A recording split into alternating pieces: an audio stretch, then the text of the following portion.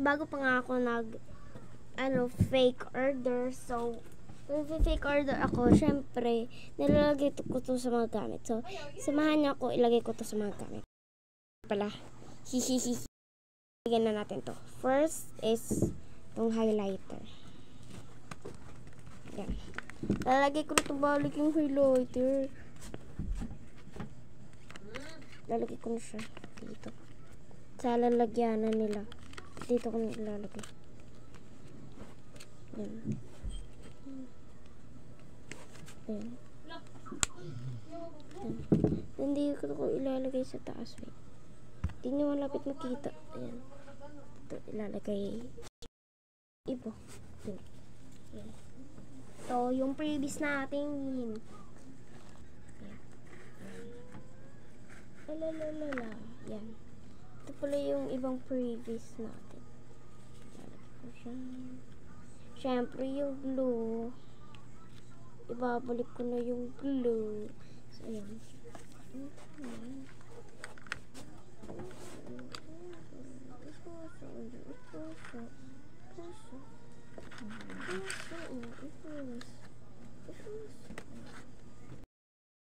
Nahirapan ako yun. Ilagay. So, pinost ko nila.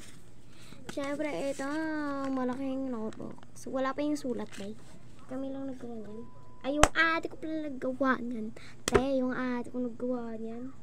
Then, itong maliliit na mga notebooks. Cute. Then, pa rin yun ito. Ribbon. Oh my God. Gustuhan ko talaga dito is ito. Silang dalawa.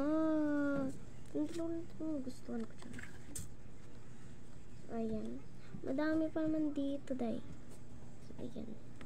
Ilalagay ko ito dito balik. Ayan. Dito naman ilalagay ko to. Ilalagay ko to balik. Ayan. Then, syempre, yung ribbon. And syempre, itong colors. Sabi ko, hindi ko pa ito ginagamit. Kasi, kasi malapit ng pasukan eh. Pag June 16 na yung pasukan namin. And pinaglalagay ko na dito. Sa mga nagsasabi, bakit ako nagtatagalog? Ay, kasi kawawa naman yung mga Tagalog dyan. Pag nakikita nila yung video ko, ay hindi sila nakakaintindi kasi Tagalog sila, din Bisaya yung sasabihin ko. Kawawa naman sila. Bye guys! Thank you for watching!